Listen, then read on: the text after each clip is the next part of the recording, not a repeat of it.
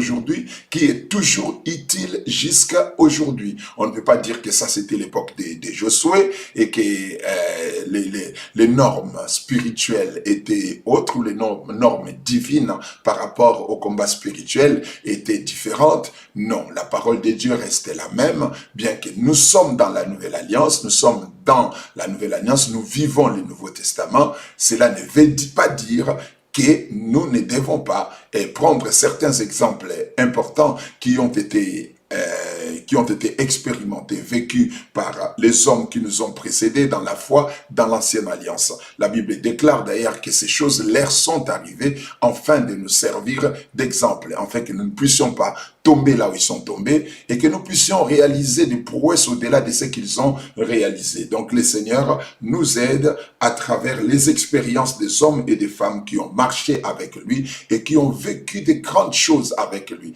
Dieu nous aide à travers leurs expériences, à travers leur vie, pour nous permettre d'avoir une vie meilleure. Nous avons lu avec vous la fois passée dans le livre de Josué que je vais reprendre ce soir, Josué chapitre 3, nous avons vu quelque chose, une recommandation de la part de Josué aux enfants d'Israël avant la conquête de Canaan, avant d'entrer dans la terre promise. Josué a dit aux enfants d'Israël quelque chose de très, très, très important. Gloire au Seigneur. Nous lisons Josué chapitre 3 à partir du verset 1 pour une meilleure compréhension. Nous voulons voir cette histoire dans son contexte. Dans son contexte, qu'est-ce qui s'est passé et qu'est-ce qui a fait que Josué puisse donner cet ordre à son peuple. La Bible dit dans le livre de Josué chapitre 3 plutôt, à partir du verset 1, et nous allons descendre. Il est écrit, Josué s'étant levé de beau matin, parti de Sittim avec tous les enfants d'Israël, ils arrivèrent au Jourdain. Le Jourdain, c'est la frontière entre la terre promise et le désert. La terre promise et le désert, il y avait une frontière naturelle qui était faite d'un fleuve. Le fleuve, bon, c'est une rivière ou un fleuve qui s'appelait les Jourdains, qui s'appelle jusqu'aujourd'hui les Jourdains. Et là, ils passèrent la nuit avant de les traverser. Au bout de 3 jours, les officiers parcoururent les camps et donnèrent cet ordre au peuple. Lorsque vous verrez l'arche de l'alliance de l'Éternel, votre Dieu, portée par les sacrificateurs, les Lévites, vous partirez du lieu où vous vous trouvez et où vous êtes, et vous vous mettrez en marche après elle. Mais il y aura entre vous et elle une distance d'environ 2000 coudées. N'en approchez pas, elle vous montrera les chemins que vous devez suivre, car vous n'avez point encore passé par ces chemins. Je souhaite dire au peuple, sanctifiez-vous, car demain l'Éternel fera des prodiges au milieu de vous. Sanctifiez-vous, car demain l'Éternel fera des prodiges. Alléluia. Le peuple devait se sanctifier parce qu'il y avait une démarche spirituelle à faire avant d'entrer dans la terre promise. Premièrement, il fallait que le peuple de Dieu, avant d'entrer en possession de la terre promise, soit précédé par l'arche portée par 4 sacrificateurs. Les 4 sacrificateurs allaient porter l'arche pour traverser les Jourdains. Ça, c'est la première chose. La deuxième chose qui devait être faite, c'est que les enfants d'Israël devaient se sanctifier, parce que c'est l'arche qui devait le conduire, les diriger, les orienter, leur montrer les chemins, parce qu'ils n'avaient jamais passé par ces chemins. Ils n'avaient jamais passé par ces chemins, d'où ils avaient besoin d'être dirigés par l'arche de Dieu. Je vais dire à quelqu'un qui est en train de me suivre ce soir, il y a des choses qui sont devant toi, dont tu sais, tu es conscient que tu vas les posséder et que Dieu va te les donner, mais sauf que tu ne sais pas par quel moyen tu vas le posséder. Tu ne sais pas par quelle voie passer pour arriver à la possession de ces choses. Dans le domaine de la possession, de l'héritage, dans le domaine de l'acquisition des choses que le Seigneur nous a promis ou l'acquisition de notre héritage, que ce soit spirituel ou matériel, nous ne connaissons que les buts à atteindre, les objectifs à atteindre, mais nous ne connaissons pas les chemins par lesquels nous devons passer pour arriver à posséder ces choses. D'où nous devons être dirigés par les divins, dirigés par les Saint-Esprit pour arriver là où le Seigneur veut que nous puissions arriver. Parce que le chemin devant toi est inconnu. Le chemin devant toi est inconnu. C'est pourquoi la démarche à faire pour aller vers la possession de son héritage, ça s'appelle la foi. Ça s'appelle la foi. Nous marchons par la foi.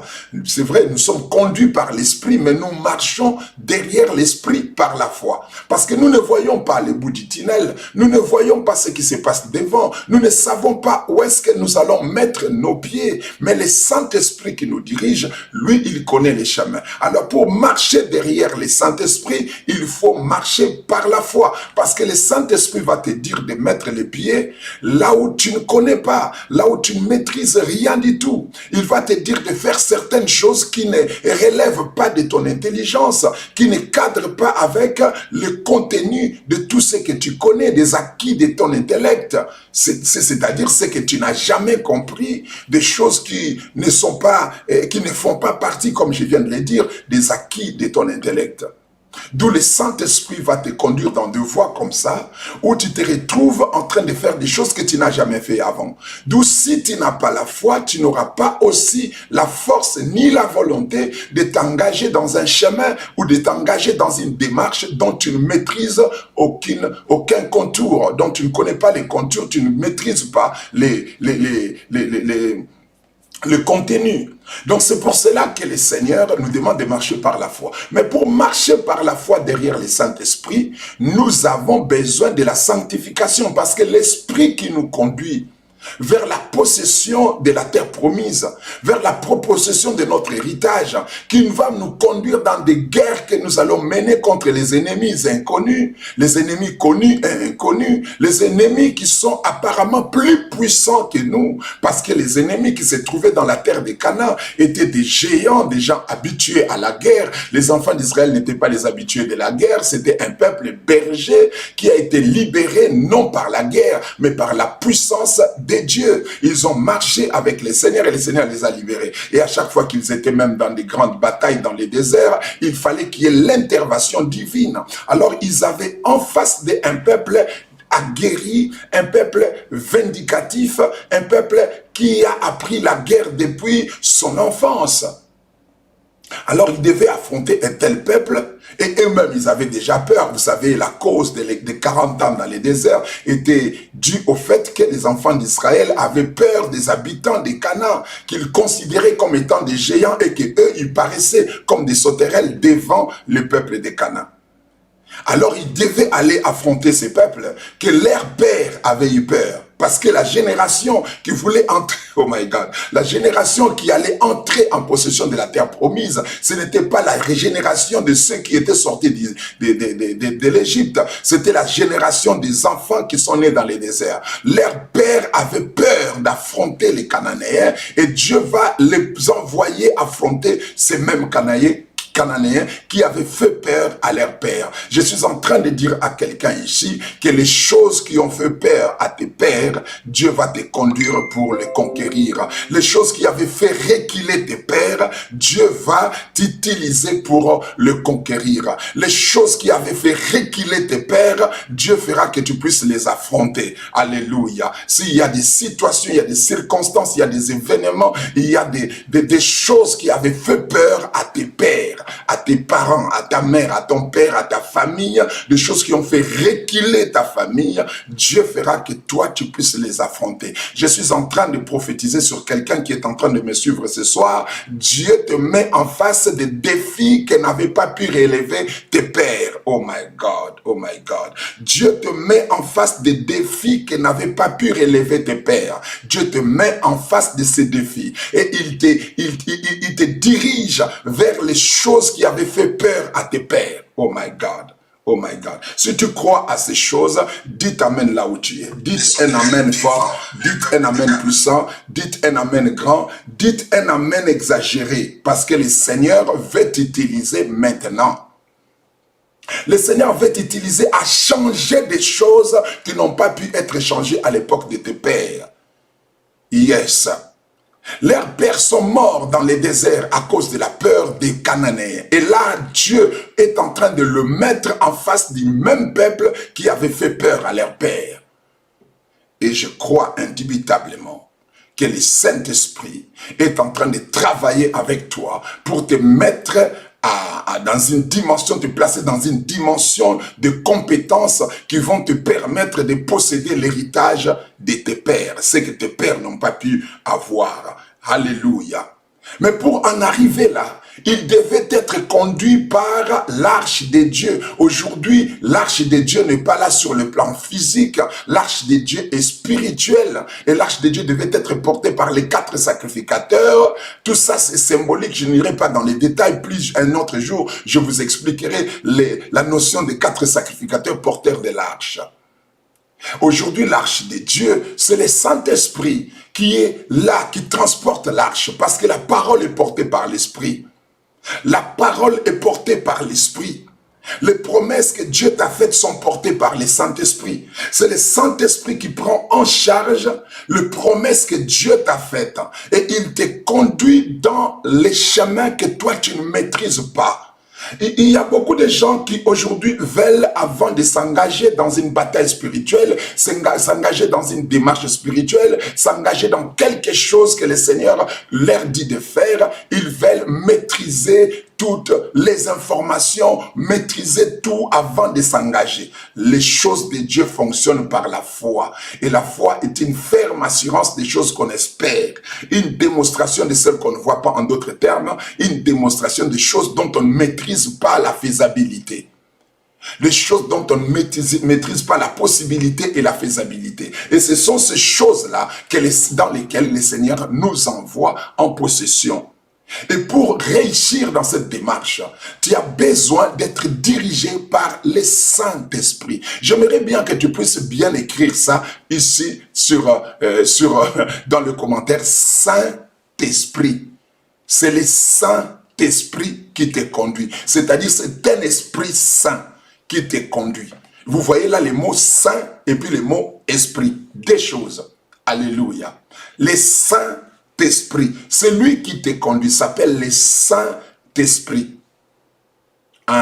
Et c'est lui qui va te diriger dans la bataille. Celui qui joue le rôle du Christ berger dans ta vie.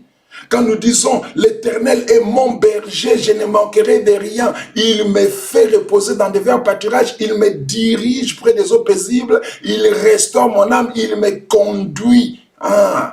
C'est le Saint-Esprit qui joue le rôle du Christ berger au sein de ta vie pour te diriger dans la voie de ta destinée, pour te diriger vers les choses que le Seigneur a préparées pour toi.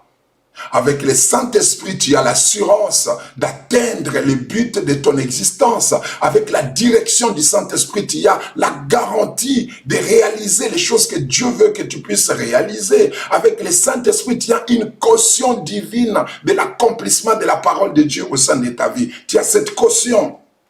Une seule chose, c'est que toi, tu dois te laisser conduire par lui. Et tu es conduit par qui? Tu es conduit par le Saint-Esprit. Le Saint-Esprit. Tu es dirigé par le Saint-Esprit. C'est un esprit saint. En d'autres termes, les caractéristiques de l'esprit de ton conducteur, c'est la sainteté. Les caractéristiques de ton conducteur, c'est la sainteté. Ce qui caractérise l'esprit qui te conduit, c'est la sainteté. C'est pourquoi la Bible l'appelle Saint-Esprit. Il ne te conduit pas autrement. Il te conduit dans la voie de la sainteté qu'il va te conduire. Le mot saint veut dire mis à part. Le mot saint veut dire séparé d'eux. Quand on te dit que tu es conduit par le Saint-Esprit, tu es conduit par un esprit de séparation, un esprit qui est séparé du monde, un esprit qui est séparé du monde, qui est mis à part et pour te mettre à part. Sa mission, c'est de te conduire dans des voies qui ne sont pas dans le monde, mais hors du monde, dans des voies qui ne sont pas de ce monde, mais dans les voies qui transcendent le monde. C'est pourquoi la Bible déclare: Ne vous conformez pas au siècle présent, mais soyez transformés par le renouvellement de l'intelligence. En d'autres termes, transcendez la forme du monde dans lequel vous vivez.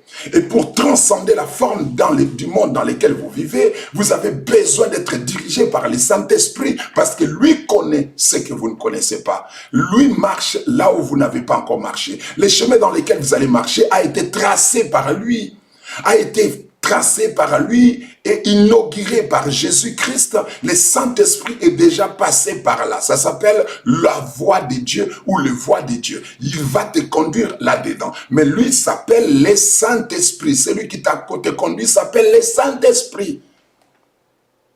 D'où le caractère du Saint-Esprit, de ton conducteur, c'est la sainteté, c'est la sanctification. Tu ne peux pas te dire que je marche avec le Saint-Esprit, mais tout en vivant dans les péchés, tout en t'accommodant des comportements, des habitudes, des impuretés. Parce que c'est un Esprit Saint qui te conduit, qui te dirige. Alléluia. C'est un Esprit Saint qui te conduit et qui te dirige. Donc tu as besoin de te mettre en accord avec lui. Tu as vraiment intérêt plutôt de te mettre dans la même diapason que lui, de te mettre dans le même caractère que lui, de correspondre aux critères de sa nature, qui est la sainteté. Qui est la sainteté. Parce que c'est l'Esprit Saint. Et d'où tu dois marcher dans la sainteté pour vivre avec lui. Pour comprendre son langage. Pour arriver à mettre les pieds là où il met ses pieds, pour arriver à réfléchir à sa dimension, pour interagir parfaitement avec lui, pour créer une fluidité d'information et de révélation avec lui. Tu as besoin d'assainir ton âme. Tu as besoin d'assainir ton âme, d'accepter la sainteté qu'octroie la parole de Dieu. La Bible dit que nous sommes sanctifiés par la parole, car la parole est la vérité. Quand nous recevons la parole et nous décidons de marcher en conformité de la parole de Dieu, c'est en ce moment-là que nous nous sanctifions. Jésus a dit, vous êtes saints parce que je vous ai sanctifiés par la parole, car la parole est la vérité. Les gens qui militent contre et qui résistent à la parole de Dieu, qui s'opposent à la parole de Dieu, ne peuvent pas se sanctifier. Josué a dit aux enfants d'Israël, sanctifiez-vous, car demain l'Éternel fera des prodiges. Comment? Il va faire lever l'arche par les 4 sacrificateurs qui vont traverser les Jourdains. Et vous serez derrière l'arche à 2000 coudées. Vous n'allez pas vous approcher de l'arche, vous allez garder une distance de 2000 coudées. Et l'arche va faire fondre les Jourdains. Et vous allez traverser les Jourdains à sec. Et vous allez suivre Dieu, l'ordre, la direction divine derrière l'arche. Alléluia. Et vous devez savoir que l'arche était quelque chose de très sacré. L'arche était quelque chose de très sacré, dont marcher sur ses traces exigeait la sainteté, exigeait la pureté du cœur, exigeait la sanctification. Alléluia. Et je vais te dire, bien-aimé, la sanctification, comme je l'avais dit l'autre fois, est la clé. Et les critères exigés pour faire face aux forces des ténèbres. Pourquoi? Parce que le mot sanctification vient du mot hébreu kodesh, qui veut dire séparer des ou mettre à part pour. Tu es mis à part par la sanctification. Tu es séparé des. C'est ça le mot sanctification. C'est-à-dire, tu ne marches plus dans le méandre de l'environnement mondain dans lequel tu t'es trouvé avant. Tu es mis à part, tu es écarté, tu es à la marge du monde. Le Seigneur t'a délivré des ténèbres et il t'a transporté dans le royaume de son Fils bien-aimé. Il t'a séparé de la culture du péché dans laquelle tu t'es trouvé. Il t'a séparé de la culture mondaine dans laquelle tu vivais. Il t'a fait adopter dans son royaume de la sainteté. pour que tu puisses marcher en nouveauté de vie avec lui. Et cette nouveauté de vie, c'est ce que nous appelons marcher dans la sainteté. Et l'homme doit marcher comme ça pour combattre le royaume des ténèbres. C'est-à-dire, si tu n'es pas sanctifié, tu ne peux pas combattre le royaume des ténèbres, parce que le mot sanctification veut dire séparer de. Tu ne peux pas combattre le diable tout en étant toujours ensemble avec lui. Tu ne peux pas combattre les péchés tout en vivant encore sous la domination du même péché. Tu ne peux pas combattre les démons tout en continuant à vivre sous la domination des démons. Quand vous n'êtes pas encore libre, vous n'avez pas le pouvoir de combattre les esprits qui vous gouvernent. D'où marcher dans la sainteté est une garantie pour vous de réussir votre combat spirituel, d'être toujours gagnant en face du diable, de dominer sur le mauvais esprit, de régner sur les forces de l'enfer. Quand vous craignez l'Éternel, vous recevez l'onction de la supériorité spirituelle. La Bible déclare, si tu obéis à la voix de l'Éternel ton Dieu, en mettant en pratique tout ce que je t'ai prescrit aujourd'hui, voici les bénédictions qui seront ton partage. Je te donnerai la supériorité sur toutes les nations de la terre. La supériorité spirituelle, c'est de là que provienne l'autorité spirituelle. Tu ne peux pas être autorité spirituelle sans avoir la supériorité spirituelle. Tandis que la supériorité spirituelle relève de ton obéissance à Dieu, et cette obéissance ne peut exister que là où la sainteté est la règle. Là où la sainteté est la règle de la marche, la règle de conduite, la règle de la vie. Et là où la sainteté n'est pas la règle de la vie, il est pratiquement impossible de vivre dans l'obéissance de Dieu. Certaines personnes me disent, mais quelle différence entre obéissance et sainteté? Non, l'obéissance est le produit de la sainteté.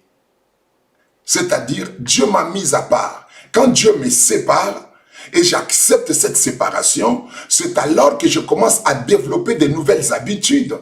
C'est alors que je commence à développer les habitudes du royaume. C'est alors que je commence à développer les caractères du royaume, à développer les aptitudes mentales du royaume. Et c'est dans le développement des aptitudes mentales du royaume que je vais obéir à Dieu, que je serai capable de me soumettre à Dieu. Acceptez la sainteté, acceptez que Dieu vous a sanctifié, acceptez que Jésus-Christ vous a mis à part, acceptez que vous n'êtes pas du monde, vous n'êtes pas du monde, vous n'êtes pas dans le monde, vous êtes hors du monde dans votre vie spirituelle et que le Seigneur vous a mis à part pour mener une vie d'obéissance. Il vous a sanctifié pour mener une vie d'obéissance. La sainteté vous donne le pouvoir d'obéir. Il y a des gens, moi je connais des gens qui se battent pour obéir à Dieu de leur propre façon, qui fournissent des efforts mentaux, des efforts moraux, des efforts intellectuels pour obéir à Dieu, mais qui n'y arrivent toujours pas. Comme on dit, quand on chasse le naturel, il revient au galop. Ils se retrouvent toujours dans les mêmes habitudes. Le problème, c'est qu'ils n'ont pas accepté la sanctification qu'accorde le sacrifice de Jésus-Christ à la croix. Il est écrit que c'est en vertu de cette volonté que nous sommes sanctifiés par l'offrande du corps de Jésus-Christ une fois pour toutes. Josué a dit aux enfants d'Israël, la terre est devant vous, vous avez des batailles à livrer, il y a des ennemis que vous devez combattre, le Seigneur est avec vous, mais vous de votre côté, sanctifiez-vous, car demain l'Éternel fera des prodiges. Comment? Il va faire lever l'arche sur les épaules des 4 sacrificateurs et vous serez derrière eux. Et c'est comme ça que vous allez posséder la terre promise. C'est comme ça que vous serez vainqueurs en face de vos adversaires, en face de vos ennemis. C'est comme ça que vous allez marcher de victoire en victoire dans la terre que le Seigneur vous a promis. Alléluia. La sainteté. Et pour que quelqu'un se sanctifie, il lui faut la foi. Nous nous sanctifions par la foi. La foi nous permet de nous sanctifier. Il est impossible que quelqu'un qui tergiverse encore avec ses croyances puisse avoir une vie de sainteté. Quelqu'un qui tergiverse encore, qui tâtonne encore, qui souffre encore d'une fébrilité mentale, d'une fébrilité dans ses croyances, puisse arriver à marcher dans la sanctification. La foi est cette possibilité que Dieu nous a donnée d'abord de nous justifier, d'être sanctifiés. Et la foi, sans la foi, il est impossible de lui être agréable. On ne peut pas dissocier la foi à la sanctification. Parce que c'est la foi qui t'ouvre les yeux, qui te permet de voir ce que les autres ne voient pas. Si ta sanctification ne relève que d'un discours puissant d'un pasteur, tu n'es pas encore sanctifié. La foi doit provenir du fait qu'on t'a parlé de Dieu et tu as vu Dieu. On t'a parlé de Dieu et tu as vu Dieu. C'est-à-dire voir Dieu, c'est-à-dire saisir la pensée de Dieu par la foi. Percevoir d'une manière surnaturelle Dieu dans ton esprit.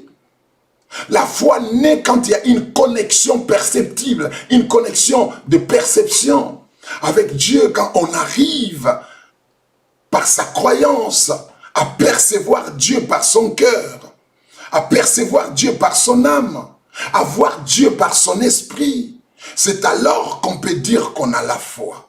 Dieu cesse d'être une personnalité invisible invisible de l'invisible. Oui, il est invisible par les voies sensorielles, par les sens humains, et par les sens humains plutôt. Il est invisible, mais il devient perceptible par des sens surnaturels.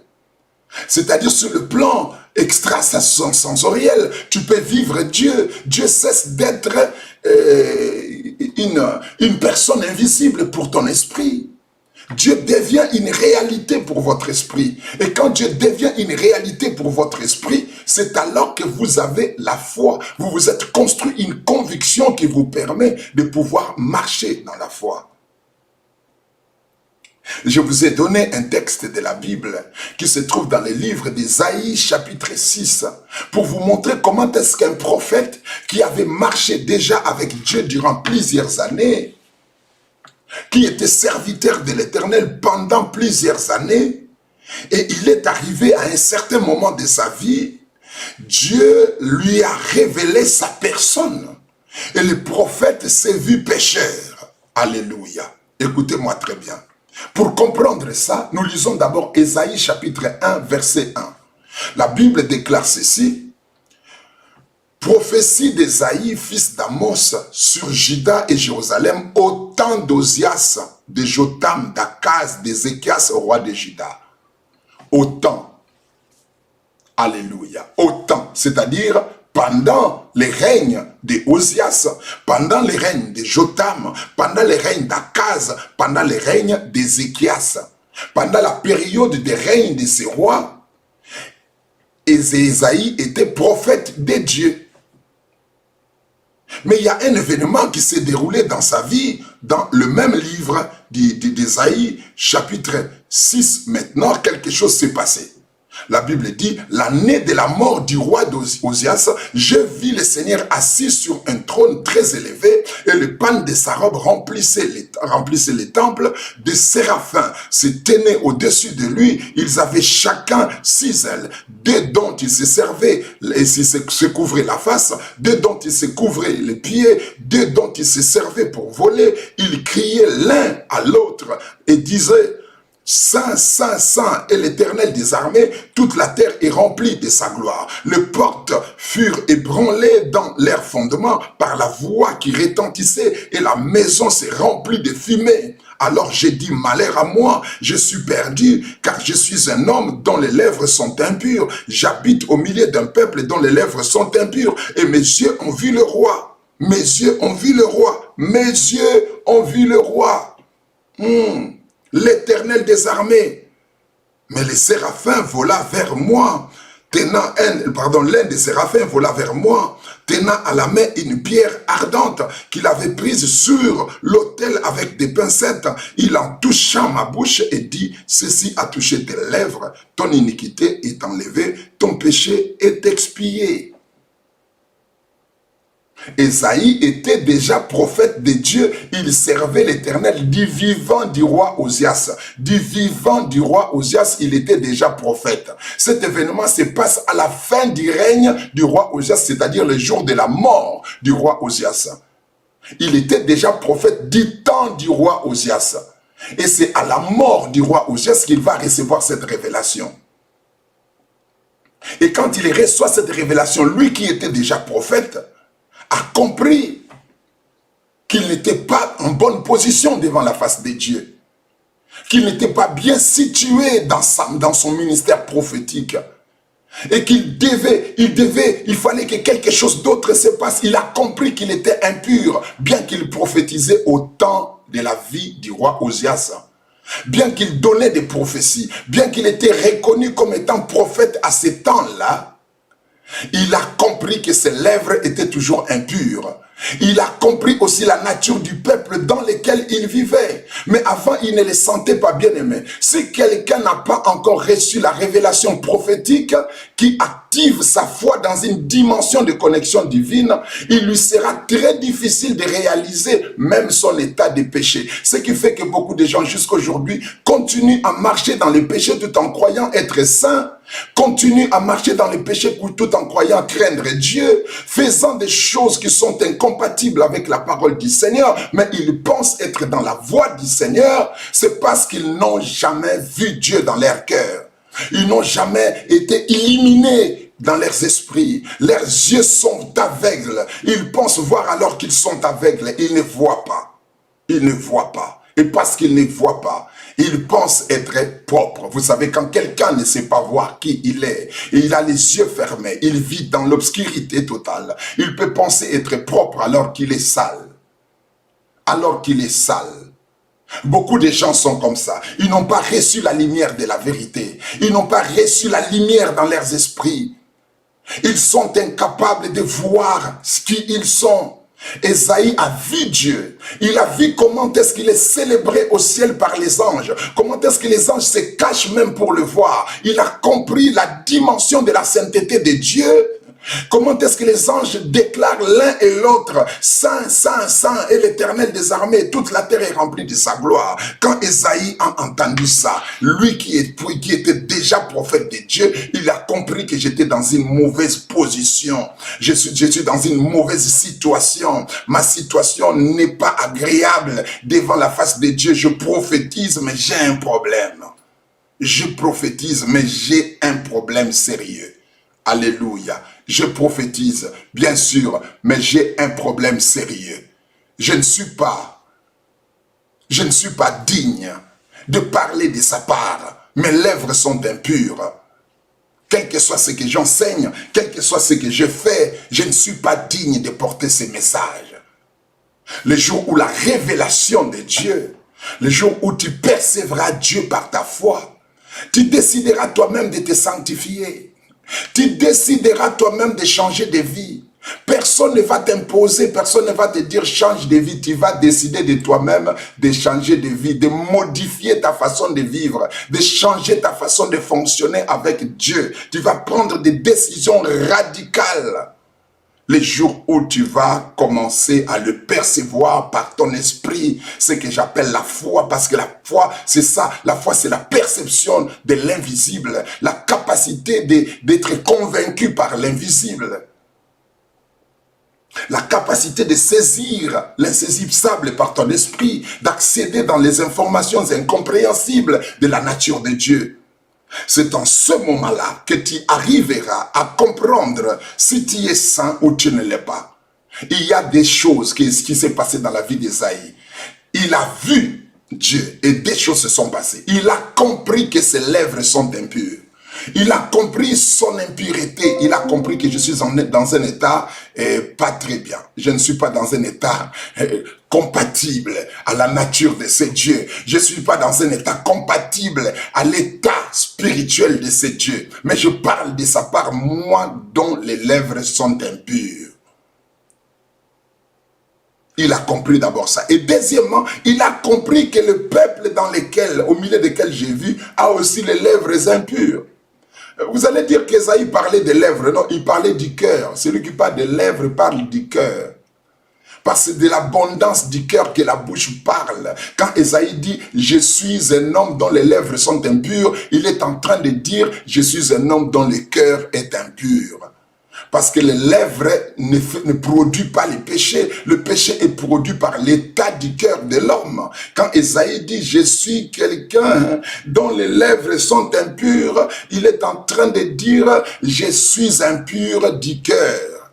Je suis impur par mon cœur. » Et il a compris aussi la nature du cœur de son entourage, du milieu dans lequel il vivait. Il a compris, je suis impur et mon peuple est impur. Vous savez, il y a des gens qui sont convertis, qui sont, entre guillemets, enfants de Dieu et qui prétendent servir Dieu, mais qui se sentent à l'aise au milieu des pécheurs, qui se sentent à l'aise au milieu des endroits où on est en train de diffamer le nom de Dieu, dans les endroits où on est en train de profaner les choses de Dieu, de profaner la parole de Dieu. Il y a des gens qui défendent même des personnes qui profanent le nom de l'Éternel, qui critiquent des serviteurs de Dieu, qui critiquent l'Église. Il y a des gens qui se sentent à l'aise avec de tels milieux où les gens sont là en train de pourfendre l'œuvre du Christ, de pourfendre l'œuvre de l'Église sur la terre.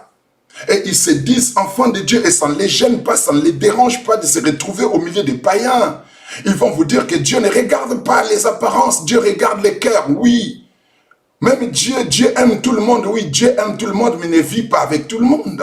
Dieu aime le monde entier, mais il ne vit pas avec tout le monde. Dieu n'est pas dans les cœurs de tout le monde. Dieu est dans les cœurs de ceux qui l'ont reçu, de ceux qui croient en lui, de ceux qui considèrent sa grandeur, qui considèrent son autorité, sa suprématie, qui l'acceptent comme étant le seul et l'unique créateur. C'est dans eux que Dieu vient habiter. Dieu aime le monde entier, mais il n'habite pas dans les cœurs du monde entier. Dieu ne communie pas avec tout le monde, bien qu'il aime tout le monde.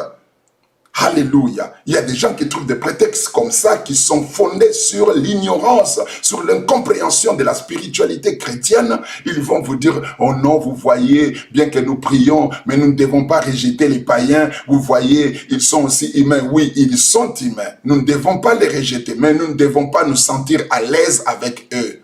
Nous devons être conscients de leur état de péché, de pécheurs. Comment tu peux sauver un païen si tu ne vois pas qu'il est pécheur? Comment tu peux sauver quelqu'un, un homme, un membre de ta famille, si tu ne vois pas qu'il est en train de cheminer vers l'enfer?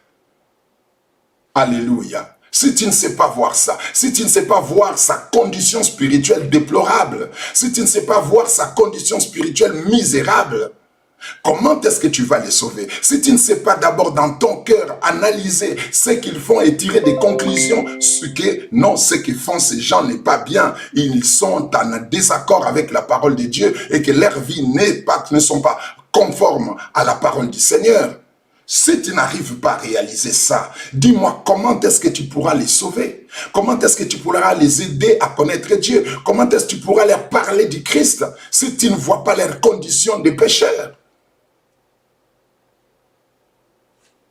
Esaïe a compris que bien que je suis prophète, mais je vis au milieu d'un peuple dont les lèvres sont impures. Et vous allez voir que c'est à la mort du roi Osias, alors qu'Esaïe était déjà prophète, qu'il va officialiser son ministère prophétique, que Dieu va maintenant l'envoyer. Je me demande, avant, il prophétisait avec quel mandat? Il prophétisait avec quel mandat? Parce que c'est au verset 8 du même chapitre que la Bible dit « J'entendis la voix du Seigneur disant « Qui enverrai-je? Qui marchera pour nous ?» J'ai répondu « Mais voici, envoie-moi. » Il dit alors « Va et dis à ces peuples. » Alléluia. C'est-à-dire, il a reçu un mandat. Son ministère prophétique a été officialisé. En ce moment-là, je me demande, avant, il prophétisait avec quel mandat? En d'autres termes, la sanctification officialise ta mission. La sanctification officialise ton mandat. Quand tu réalises que Dieu est saint, c'est alors que ton mandat devient officiel. Quand tu commences à décider de marcher autrement, de marcher dans la pureté, de marcher dans la sainteté, c'est alors que ton mandat est officialisé, ton mandat est avalisé au ciel. Et que Dieu commence maintenant à opérer d'une manière officielle avec toi. Je peux me permettre de dire qu'il y a des gens qui opèrent d'une manière officieuse avec Dieu. Il y a des gens qui sont réellement appelés par Dieu, mais qui opèrent d'une manière officieuse avec le Seigneur. Ils ne sont pas officialisés dans les ciels. Les offices célestes ne sont pas en accord avec eux, ne savent même pas ce qu'ils font. La reconnaissance divine d'un mandat émane de la qualité de ta vie de sainteté, de comment tu marches avec Dieu. Alléluia. Tu pries, c'est bien.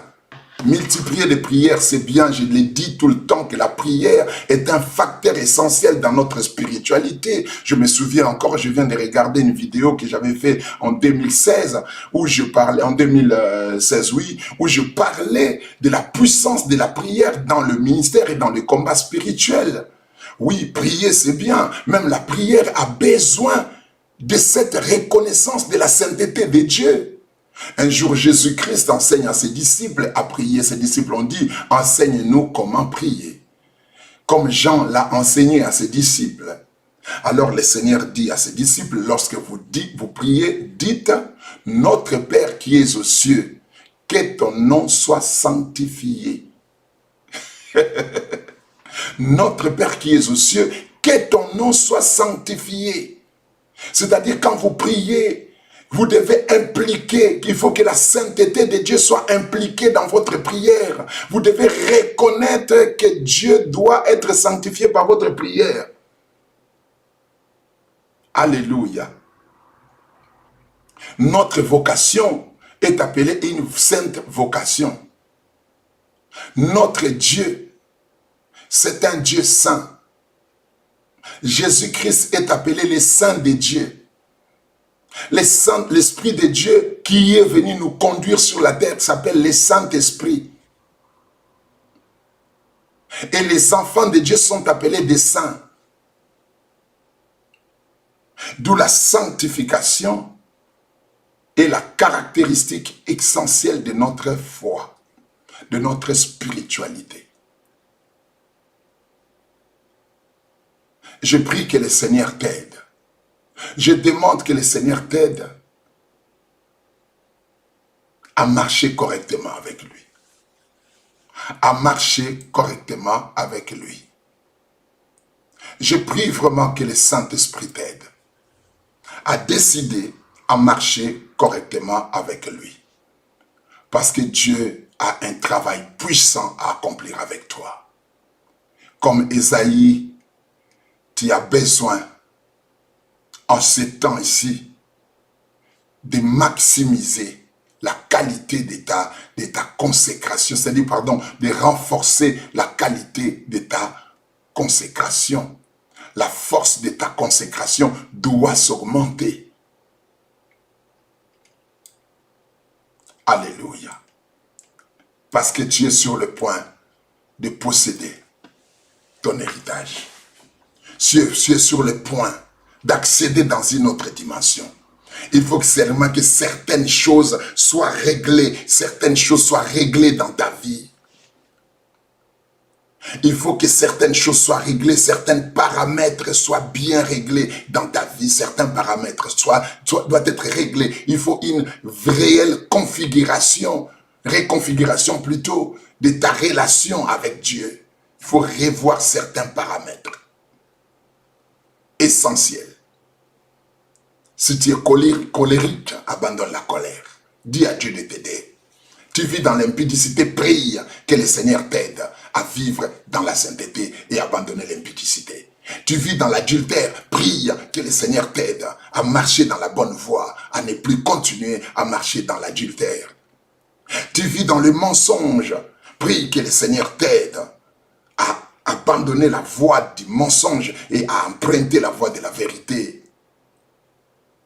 Tu es tout le temps dans les plaintes, dans les inquiétudes. Prie que le Saint-Esprit t'aide à te bâtir une foi solide, une foi ferme qui te permet de rester constant dans les choses de Dieu. Alléluia. Je prie que le Saint-Esprit t'aide. Je prie que la main de Dieu soit sur toi. Je prie que la grâce du Seigneur se répande sur ta vie et que le Seigneur t'accorde la force de t'élever et de dire, cette fois-ci, je vais plus loin avec Dieu. Cette fois-ci, je décide de réaliser plus avec le Seigneur. Dans mon caractère, dans ma façon de parler, dans ma façon de marcher, dans ma façon de penser. Nous sommes tous les jours ici en train de parler sur des pensées que nous devons gêner. Alléluia. Tout cela entre dans le contexte de la sanctification, de l'assainissement mental qui va créer une zone propice aux activités divines, à la puissance de Dieu, à la manifestation de la grâce du Seigneur. Je prie que Dieu te bénisse. Là où tu es, tu as écouté cette parole. Je ne suis pas avec toi là où tu es. Tu es peut-être seul dans ta chambre ou tu es avec tes amis. Mais je te demande à la fin de ce service de te retirer quelque part et de revoir encore certaines choses, certains paramètres de ta vie que tu dois revoir, certains détails, certaines choses dont tu ne fais pas trop attention. Alléluia, de dire Seigneur, je vais changer, je vais changer, je vais changer, je vais être transformé, je suis arrivé à un moment où je vais être utilisé puissamment par toi, Seigneur, que cette transformation arrive dans ma vie. Au nom puissant de Jésus-Christ. Là où tu es, tu fermes tes yeux. Là où tu es, tu fermes tes yeux. Je sais que le Saint-Esprit va te toucher.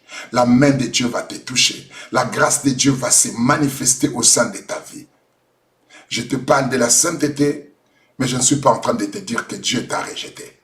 Je te parle de la sainteté parce que Dieu te veut. Parce que Dieu te veut. Parce que Jésus-Christ te veut. C'est pourquoi je te parle de la sainteté. Mon message ne veut pas dire que Dieu n'est pas avec toi, que Dieu ne veut plus de toi. Non. Mon message veut dire tout simplement que le Seigneur veut une vie meilleure avec toi, une marche agréable avec toi, une marche amicale avec toi, une marche fraternelle avec lui, qu'il soit ton frère et que tu sois son frère ou sa sœur et que tu marches avec lui comme un ami. Que la grâce du Seigneur soit sur toi et que la main de Dieu soit sur ta vie et que la bénédiction divine de l'amour de Dieu se manifeste dans ta vie ce soir. Si tu as péché, sache-le bien que la Bible déclare, si nous confessons nos péchés, il est juste et fidèle pour nous les pardonner. L'Éternel va te pardonner et le sang de son Fils Jésus-Christ va te purifier de tout péché.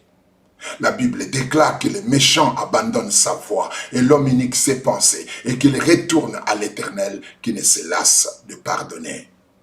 La Bible déclare encore, oh yes, celui qui cache ses transgressions ne prospère point, mais celui qui les avoue et les délaisse obtient miséricorde. Si tu décides de changer, le Seigneur va te changer. Le Saint-Esprit va t'aider à changer, à être transformé, à vivre une vie différente, une vie merveilleuse avec le Seigneur. Au nom de Jésus-Christ, la grâce du Seigneur est sur toi. Tous ceux qui sont en train de me suivre ce soir et qui sont touchés par ces messages, je prie que la main de Dieu te touche. Que la main de Dieu te touche. Qu'une situation dans ta vie qui ne marchait pas commence à marcher. Que quelque chose dans ta vie qui ne fonctionnait pas mais qui était essentiel pour ta foi, ta vie commence à marcher maintenant au nom puissant de Jésus-Christ. Que la main de Dieu se manifeste dans ta vie, dans ton foyer, dans ta famille, dans la vie de tes enfants. Que la main de Dieu se manifeste par des guérisons, par des miracles, par des délivrances au nom puissant de Jésus-Christ de Nazareth. Que Dieu te fasse voir sa gloire, qu'il te fasse voir ses merveilles, qu'il te fasse vivre ce miracle, qu'il te fasse vivre la grandeur et l'immensité de sa bonté, au nom puissant de Jésus-Christ. Alléluia. L'Éternel est avec toi et sa grâce est abondante dans ta vie, au nom de Jésus-Christ. Amen. N'oublie pas de partager cette émission. J'ai circulé sur le Facebook de certains de mes fils et de mes filles ici. La plupart d'entre vous, vous ne partagez plus mes vidéos sur vos profils. Même ceux qui sont les plus fidèles à l'émission, vous ne partagez plus mes vidéos sur vos profils. Et je vous demande pourquoi.